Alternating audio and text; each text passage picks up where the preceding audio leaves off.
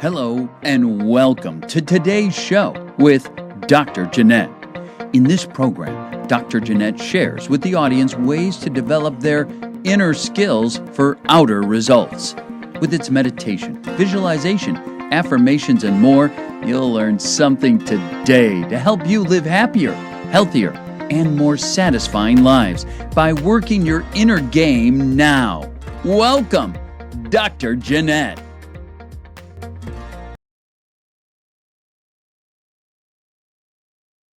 See you here today and excited to try something just a little bit different here this afternoon on inner skills for outer results. And I want to help deliver some content and some useful information directly from my very popular class that I teach regularly called Neuro Meditation. Now, Neuro Meditation is really, I like to lay down an understanding of the mind, lay down an understanding of the brain and actually what's happening inside of us with repeated programming, and show how the benefits of meditation are something that can absolutely begin to shift our lives and make a huge difference in creating the lives that we want to live. We want to have outer results, and meditation is just one tool that we can use today to begin to create our life, our state, and make a difference in how we're living, have healthier relationships, make more money, have happier families, and have overall health. So meditation is a practice that it's exciting that more and more people are interested in it. That is a wonderful thing. I remember years ago, nobody was doing it, and now we read articles on Time magazine. Major companies now are including meditation and these types of programs for their employees. So meditation is not something that's just found in a cave someplace, but it is for every one of us, and it helps us to begin to be more calm and do the things that we want to do when we're coming from a good state of mind. So as we get started, I want you to think a little bit. Do you have a busy mind, and do you know how to turn it off? Do you ever have problems going to sleep because you can't turn off that busy mind? Have you ever run past scenarios over in your head again and again and again because it was so troubling and you just can't let it go? Do you ever wonder, who is that crazy person in there? And why do they say those things to me? Do you sometimes wish that you could just shut it down? Let me ask you this. Can you choose what you want to think about? Can you choose positive viewpoints? Start to alleviate your fears and look for the good? Can you visualize positive results? Can you relax at will? Can you observe your emotions? Can you have an influence on what's happening inside? Or are you stressed out, reactive, filled with anxiety or depression? Are you sometimes more negative than you want to be? All of these things are the human condition. This is what happens to everybody. We have this mind, and it runs and runs. And most of the time, it is causing a lot of suffering. Most people's suffering has to do with the fact that what's going on in here is causing the turmoil. It's not so much what's going on out there, but it's what we are telling ourselves about what's going on out there. So learning to focus and learning to have some inner skills to be able to relax, to be able to calm down, to be able to create a different state, or to be able to just be aware of what's happening in here so that we can choose positive responses. To be able to do that is a skill that everybody can learn.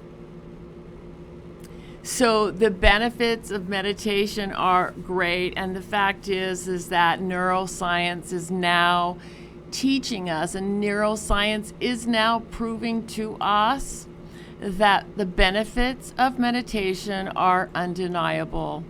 The studies now are showing that technically that the brain is lighting up, it is shifting, and it is changing through this practice. In fact, there was a study recently, a Harvard study, of just an 8-week meditation mindfulness class that they were able to show increased gray matter in the frontal lobe, which we'll talk about is a very important part of our brain that is able to creates feelings of empathy and our ability to make choice.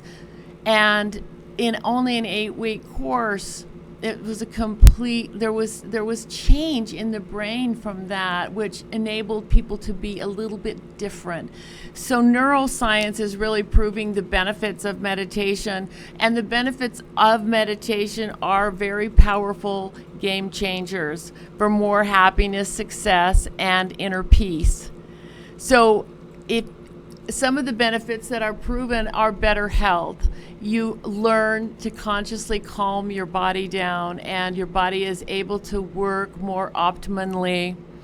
We're able to, through meditation, we naturally develop greater compassion and empathy. We are more peaceful, calm, and we have greater self-awareness. And like I said, the changes in the brain to a more powerful and highly functioning individual are the key factors here, because we live out of the brain, we live out of the programming that we have. And so it becomes very important to look at that, to see, oh my gosh, my brain is evolving with this meditation practice. We developed improved powers of concentration and intellectual development. We have an improved EQ, and EQ basically is an emotional intelligence, which is very important nowadays. We have an improved EQ. We have happier relationships because we have the ability to see what's going on in here and not be so reactive. And basically, through meditation, our life just gets better. It just gets better. And of course we know that there are spiritual benefits. That's all that was talked about for thousands of years, is the spiritual benefits. But the truth is that there's so many benefits to be able to have had through meditation. I want to share that with you, because unless somebody really gets that it's worth their while, they don't really start a practice. For something as easy as meditation, which is basically focusing on breath or different things, which we'll get into in a little bit, for something that seems so easy, it's not easy, and I recognize that. Having worked with hundreds of students in teaching meditation, it is not easy. The mind and every part of you does not want to sit down and does not want to be quiet. So it takes a lot of there are tips that we can do to help establish that in order to begin to see the results that we want to experience. And that's why we do it. We do really want to see results, and the fact is we really will see results by taking the time to meditate. So that's why I like to start out these classes, first of all, with really laying down some of the benefits and what you're going to get out of it, because everybody is secretly, internally is constantly saying, what's in it for me? What's in it for me? What's going to make it better? So I promise you things do. So meditation is very, very powerful, and I think it also helps to start to understand the brain. So let's look a little bit on understanding the brain, because neuroscience is now showing us that the brain is plastic and it is moldable and it changes throughout our lives. So latest research does confirm that what you think about the most is creating the neural programming that influences and colors your perceptions and actions. in our life. So the wonderful thing about neuroplasticity, it is truly the holy grail of personal growth now. Everybody's talking about it. I'm sure you've heard about it. But basically what it's saying that science is telling us now is that our brain is not static. Science used to tell us that, hey, you get a certain age, there's your brain, it's done. But now with the advances of imaging, we now see that the brain is changing, and it is actually changing with, of course, minuscule levels, but with every thought. There's neurons making new connections, and every time we're learning something new, new neural connections are being made. It's changing all the time, and we begin to see that truly thoughts are creating our reality. In fact, at that level, every thought is changing matter. It is actually changing the brain itself. So how we can use that is very important. So the change is happening in the brain. Now, the other thing about this is when you think or do something repeatedly, your brain actually changes its physical structure.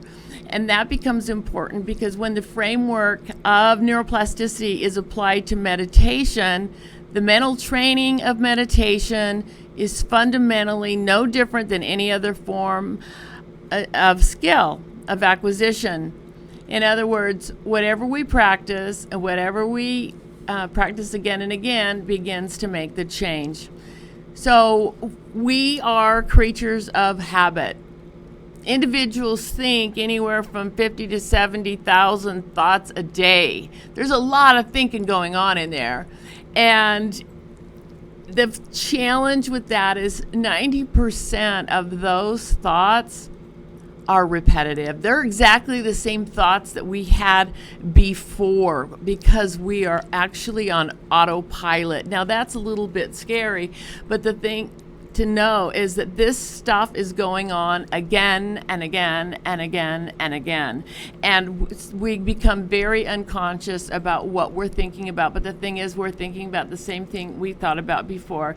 And a lot of times we're thinking about the same thing we thought about 20 years ago. And we wonder why things are not changing. So when we start to see this is happening again and again and again. And the thing is what's happening inside the brain is there's something called a neural activity feedback loop, neural activity feedback loop. And really basically what that means is that everything that we think, feel, or do imprints or rewires our brain, like I was just talking about. And then our rewired brain, in turn, affects everything we think, feel, or do, which of course in turn imprints and rewires our brain. So every time we think, it's rewiring or rewiring. Pretty soon that wiring is actually living the life. So all the experiences and emotional experience and upgrade and anxiety, what's really happening is the imprints that we got before are reliving themselves and changing and shaping the way that we perceive life. So that's kind of interesting, kind of scary, but kind of hopeful when we can start to see that, oh, I need to introduce a new pattern of thinking. I need to introduce something new inside of here, and I can begin to influence the way that my brain is taking in information and perceiving information. In other words, because of this neural activity feedback loop, that's the way it works. If we don't like the negativity or the anxiety or everything that's happening inside of here, we can introduce new thoughts again and again and again and begin to create a pattern which will carry us and support us in new, powerful, and positive changes in our life. So I have a question for you then. Who have you been programmed to become? Because that's what's going on. There's a program. Who have you been programmed to become? Einstein says that the definition of insanity is doing the same thing and expecting a different result.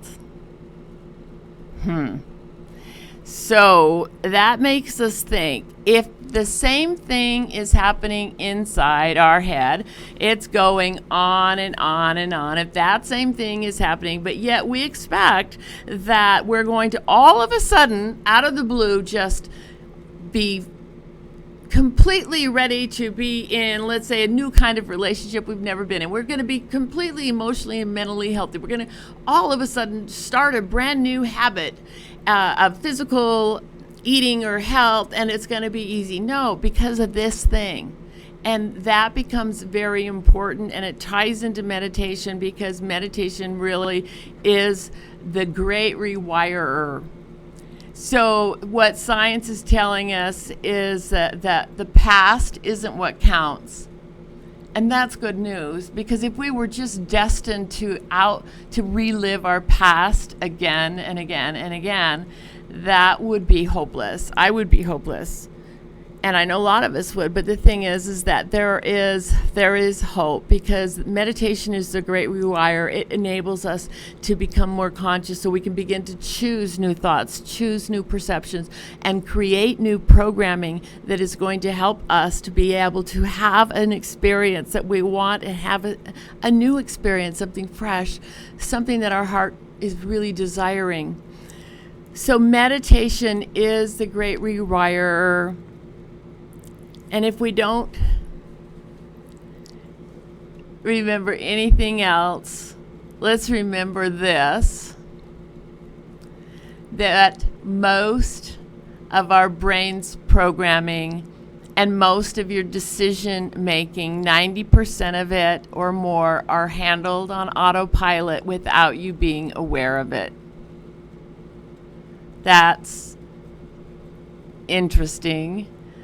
And what that tells us is, if all that is going on autopilot, then it might be a good idea to influence and shift and change our programming if we want to have a different result. So I want you just to think about that for a moment and ponder that, and ask yourself this question: is there any part of me that wants a different result in my life? Is there any part inside of you that wants something new that you're not experiencing right now? And we have to ask that question and begin to be available and open for, truthfully, I want greater health in my life, or I really do want to be able to have greater success in my life, or greater money and greater prosperity in my life. I want to do a new career, for example, or I want to have a new experience of relationship, maybe attract love into your life, maybe attract a higher level of love, a new, healthier type of a relationship. Maybe you want to be able to start having an internal world that's more peaceful and more happy and more calm.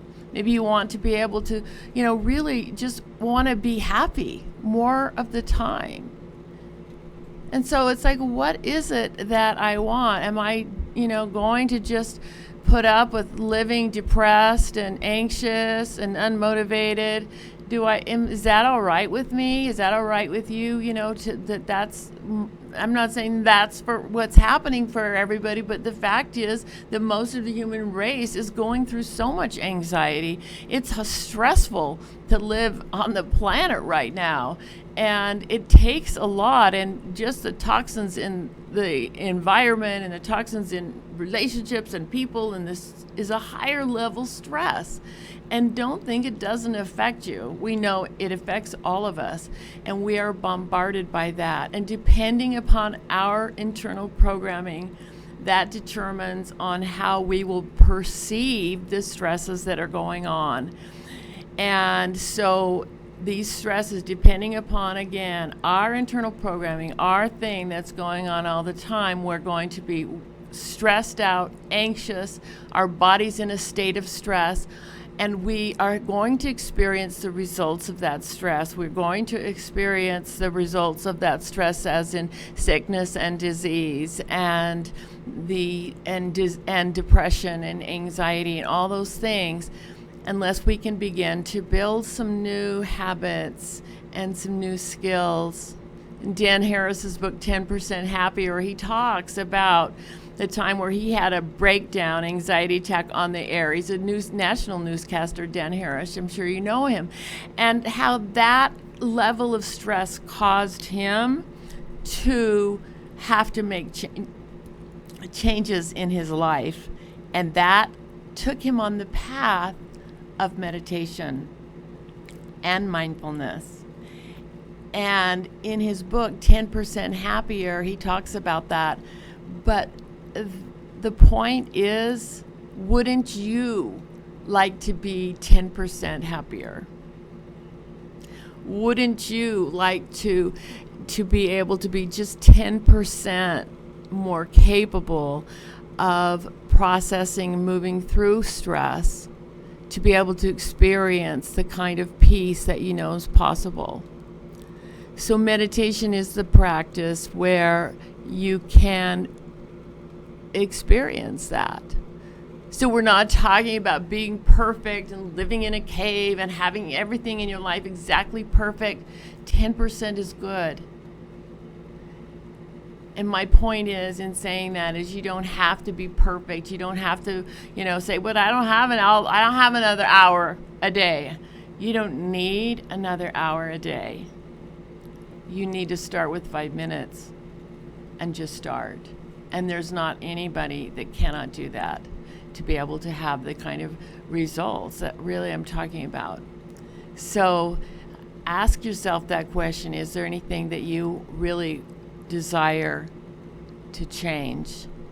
And if there is, stick around and we'll get into it just a little bit more.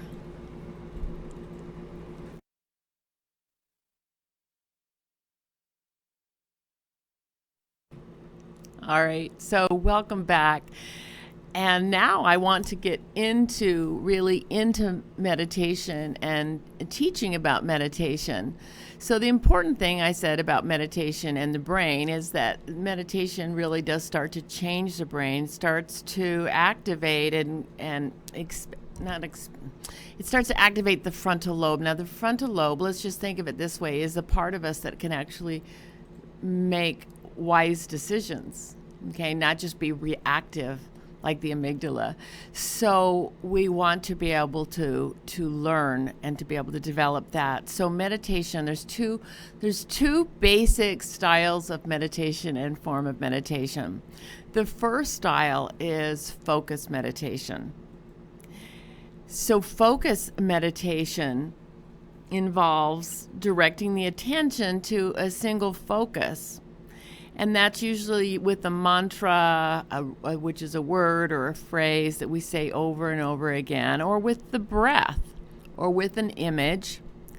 And so focus meditation is what I'm going to talk about today. But just to make reference to, there's also mindfulness meditation, and most people have heard of that as well.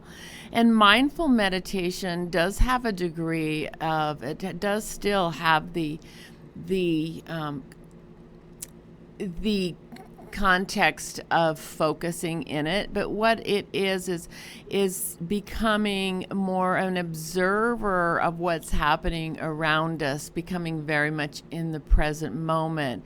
And it's like being able to, like, our focus kind of expands to take everything in. Or in mindfulness, we become very mindful of different activities that we're doing, like even washing our hands, or even driving, or talking, or eating. Mindfulness is really the practice of being present, of using the awareness and the breath, and to disidentify with that busy mind by simply being the observer.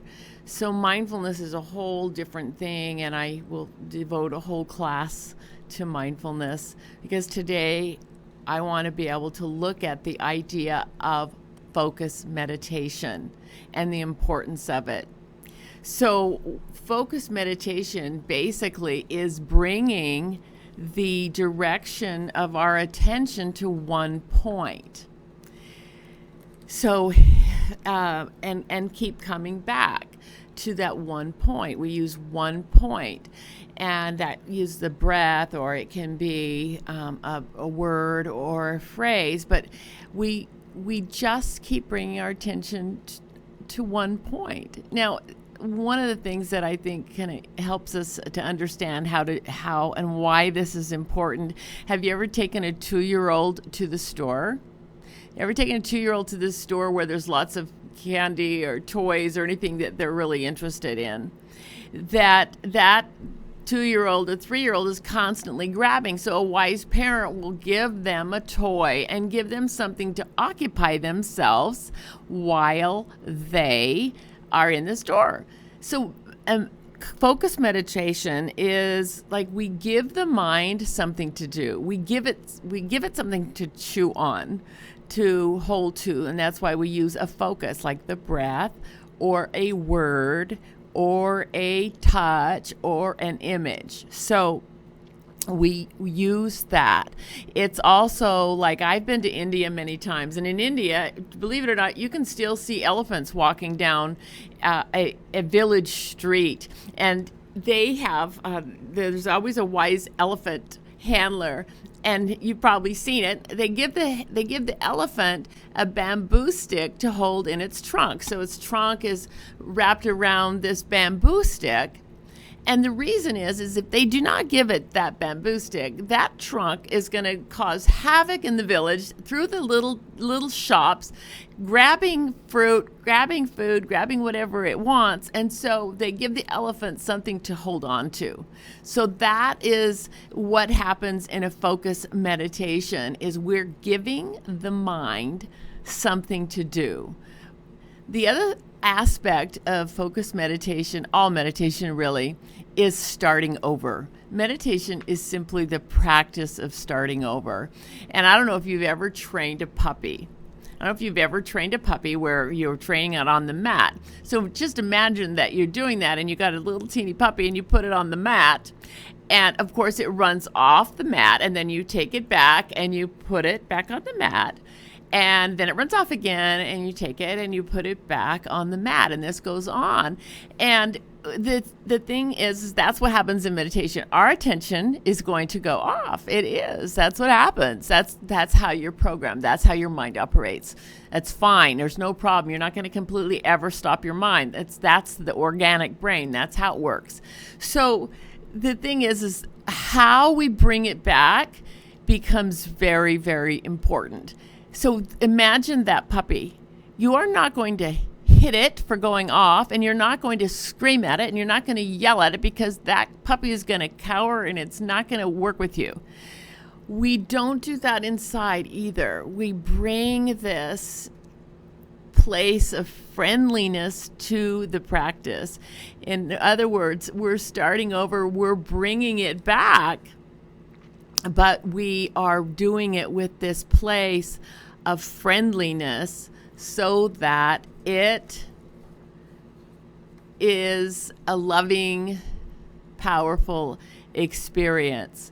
So we really, that becomes very important, and it holds like a container. All of our practice is this idea of friendliness. So in our practice, we are going to use a mantra or a focus and so the reason that we use that is, like I said, we give it something to do. As the mind starts to wander, we just are going to simply direct the mind back towards the object of our attention with friendliness.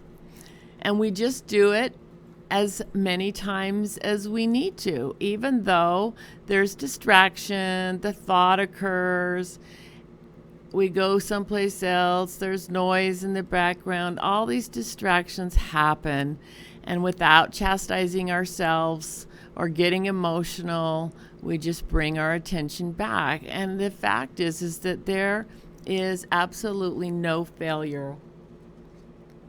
There's no failure. Any bit of practice in meditation is very useful.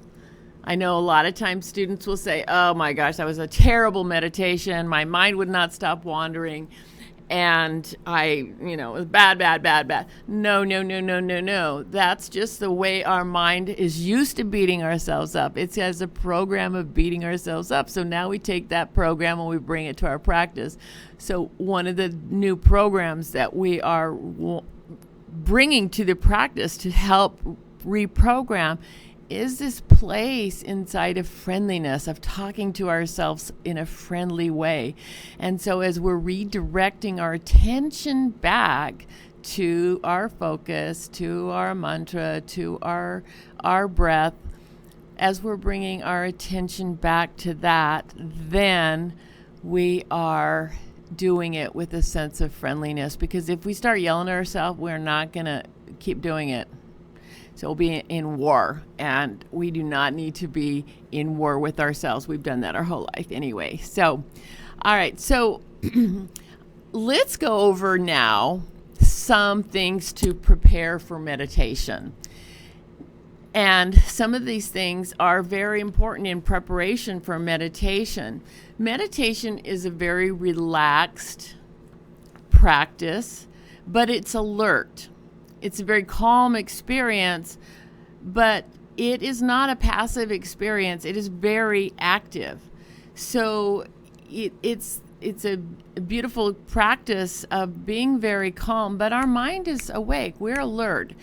And a lot of times people have a challenge with falling asleep when they meditate because the only time they've ever relaxed is when they go to sleep. So we're retraining ourselves to stay alert, stay focused.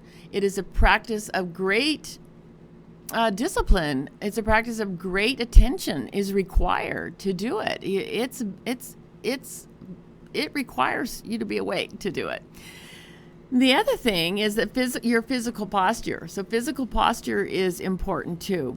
And physical posture, it should be alert, and you should be having basically a straight spine. So you're sitting up straight.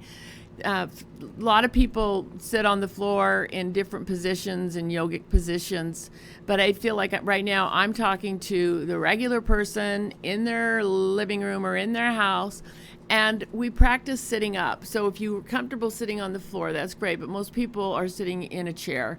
So the main thing is that you are sitting straight and your posture is straight. Your head is pretty much perpendicular, your chin is up, and your shoulders are straight, and your spine, and that becomes an important part, because as we're breathing, the energy is moving up and down the spine, even though we're unaware of it. So we want to have a straight spine for that practice. The other thing about that is that if you get slumped over, you're going to fall asleep. So we want to make sure that we're sitting straight up. So our spinal column is straight, and that's important. The other thing is our feet are not crossed unless we're sitting, yogic style. But if we're sitting in a chair, uncross your legs. Both feet are on the ground. Both feet are connecting to the earth. You're very grounded. You're right there, present. And your hands also are palms up and or relaxed on your lap. So our hands are not like this, because that can cut off the circulation. Our hands, we know the typical Eastern tradition mudras is doing something like this, but hey, I'm talking to regular people. Just sit with your hands on your lap like this. An open palm, and you can cup them too. An open palm is saying, it's like a feeling of I'm open, I'm relaxed. The fact is that if you just open your palms, the very act of opening your palms starts to relax you. So putting your hands on your knees and opening the palm starts to relax you and prepare you for meditation. All right, so the other thing is the quiet environment, and finding the time and having a quiet environment that you can do your practice in. And, sometimes if you've got a busy household, sometimes that's not as easy. But finding a place where you can be alone, where you can let people know not to come in, not to disturb you. You don't need much. I remember a time when my children were little that I went to the closet, okay, and sat in the closet because it was nice and dark and peaceful. So, hey, wherever you can do it, where you can sit up straight and just have your own space. The other thing, especially in the beginning, is playing appropriate music. And the reason is that your brain just kind of aligns with that, and it helps to alleviate the distraction. And that can be very helpful. If you're just starting to meditate, just being in the complete silence can be very, your internal voice becomes very, very loud. So that's fine. I'm talking to people who want to start to learn to meditate and want to incorporate this in your life. And so we want to do practices that make it easy for you to start. So finding that space. All right, let's meditate. I'm not gonna do a full meditation here on this show, but I want to talk a little bit about it, and then just start to lead you in it. And the main thing is just start to be present in your body, in your breath. Like right now, you can just take a deep breath. Right now, you can feel the ground under your feet. Right now, you can feel the chair that you're sitting on. Right now, you can become aware of the sounds that are in the room that you're in.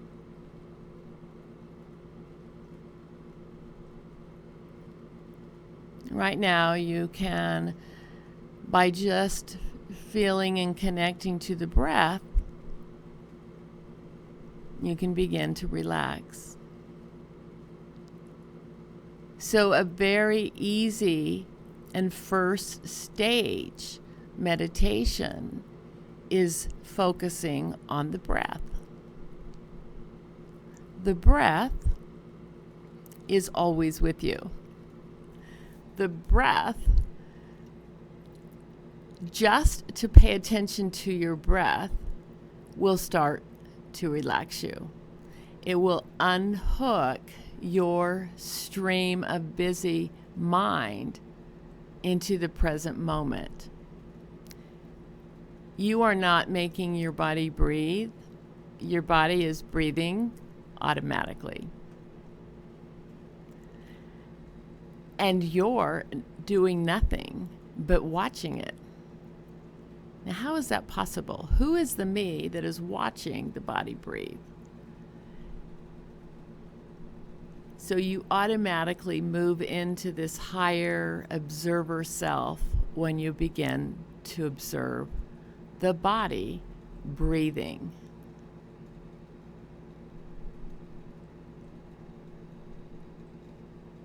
Sometimes you can count to 4 or whatever length that your breath is naturally. You're not changing the breath. You're simply watching it.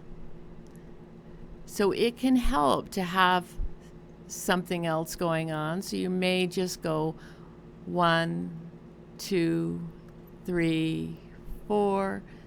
1, 2, 3, 4 on the inhale and on the exhale. You're thinking that. You're not saying those words. You're just thinking them. So watching the breath is a type of meditation that can begin to be a focus to return to again and again. Because the breath is always with you. You can use this at any place and any time. Another type of meditation, focused meditation, is using a mantra. Now, the word mantra really is talking about a phrase. can be very complex, and can be not complex. It's basically a word that is repeated inside again and again and again. So I always teach my students one mantra, I am. A 2-syllable mantra because it's good to have a syllable on the in-breath and a syllable on the out-breath. So it's with every breath, we're thinking I on the in-breath and am on the out-breath. I am. I am. Now, why the words I am? Well, words I am are powerful words. Some of the 2 most powerful words. It's like also the Western version of Om. So I am, it can mean lots of different things to lots of different people. It's a very spiritual word, and it's also your body, your intelligence responds to that word because it's talking about that part of you that's not your programming. It's that part of you like that you experience in the frontal lobe. It's that part of you that's not just this organic brain doing the same old stuff. So that part of you, we're kind of waking it up. So we use that mantra to do again and again and again. I prefer that one because just thinking the words again and again are more helpful than even the breath. So it's one more level of focusing, one more level of attention. Now, I also teach another type of meditation which uses the power of touch to help focus as well. And I'm going to give you a free download of that you can get off my website and go to that. It's JeanetteFreeman.com/Neuro Meditation. JeanetteFreeman.com/Neuro Meditation. And you can download that meditation. And I'll tell you a little bit about that one. That one is 20 minutes long, and it's a focus meditation, and the entire thing is to help you focus. So we use your fingers, we use touching 3 different parts of your body, your stomach and your heart and the frontal lobe area. We use 3 different touches, and that helps to focus on that area. So we just focus on breathing through that area, and we move from one area to the second area to the third area. And there's a lot of things that are built into that meditation that you're not even going to be aware of. And like I said, part of it is the touch. Adding the touch will help you to have something else to focus to. And because it's a guided meditation, I will be talking to you and will be reminding you to focus. And that's kind of important when you're beginning because your mind's going everywhere and you forget. So to do a guided meditation can be very, very helpful. And then the other aspect of it is the music that was chosen. So the music has certain binaural beats in it. It helps to entrain your brain. So that just kind of helps to relax you and take you into a different brain state.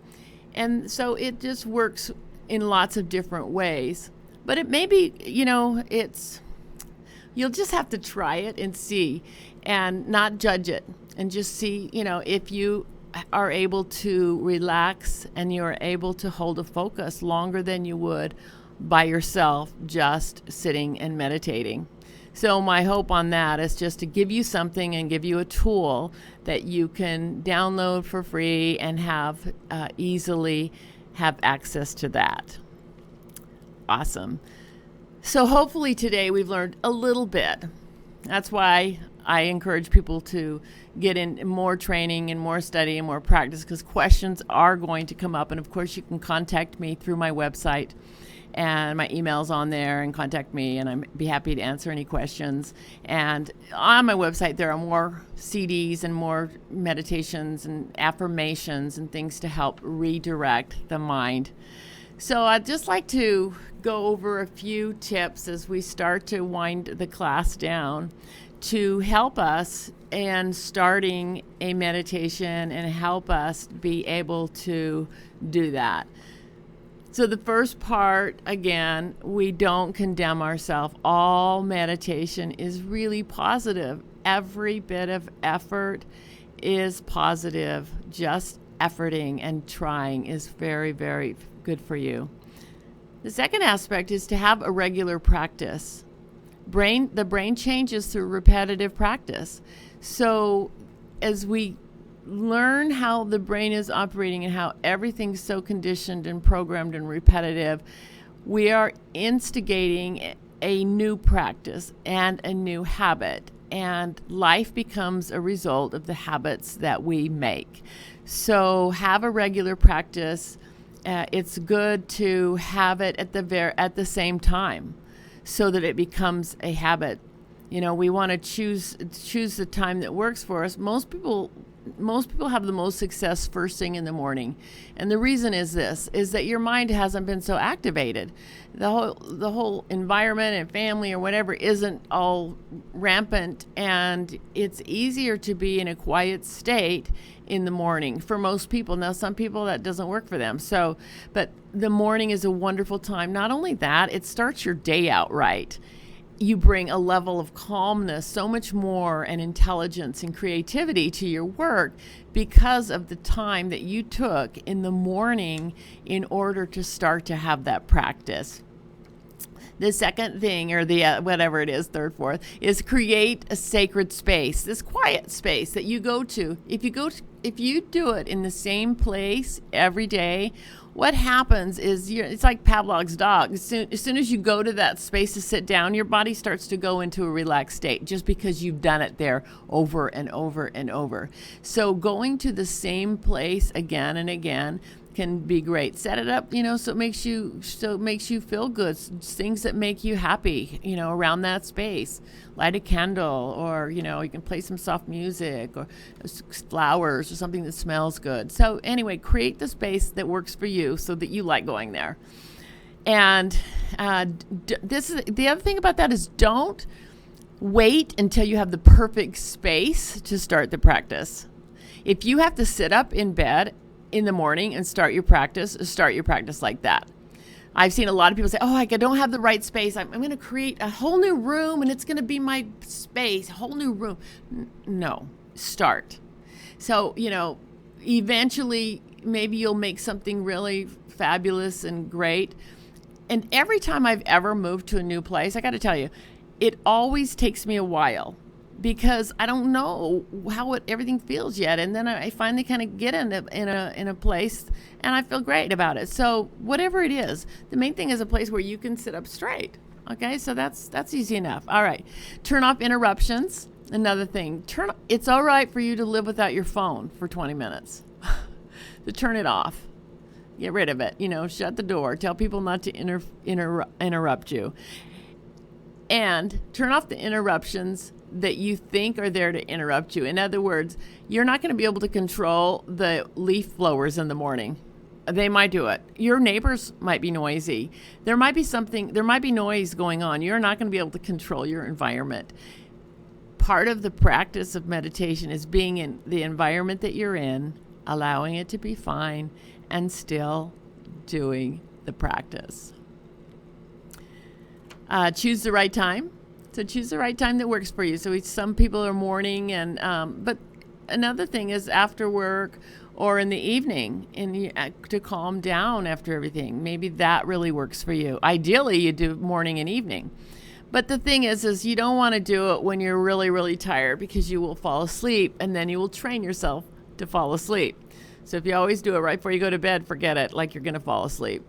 And then it becomes not a meditation practice. It becomes something to go to sleep with, which is fine, but we're talking about developing an alert, disciplined practice.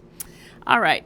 And then time. So I mentioned this before, and I think it's important to mention again.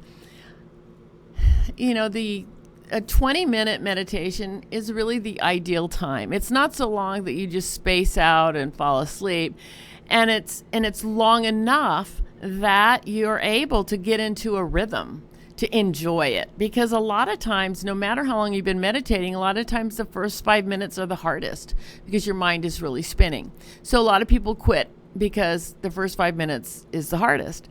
But if we go a little bit longer than that, it becomes easier because your brain has started to shift, because your body has relaxed, and you've been able to now get to the sweet part of meditation. So in the beginning, a lot of times it's tough because the mind is going everywhere, and you know, you'll think, this is not even fun. I can't even do this. It's like, what was I thinking that I could do this? But if you do it long enough, then you're going to get to the sweet spot. That said, if you can only do 5 minutes, do 5 minutes. Because your ability, if you can just start with 5 minutes and just, close your eyes and follow your breath and calm yourself down, you will notice a difference and it will start to feel better. Then you can gradually increase your time. So you work with it. There's a really important balance in this. One is that this is going to require discipline. It's going to require a choice to do it.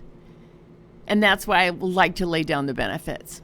And the other thing is that this is approached with joy and with friendliness and with not a lot of stress about it, that it's a joyful, happy practice. So we start this first lesson on neuro meditation really is to just help you get started. So thanks so much for tuning in, and thank you so much for joining us in our first portion on neuro meditation and starting this practice. Thanks, signing off. Jeanette.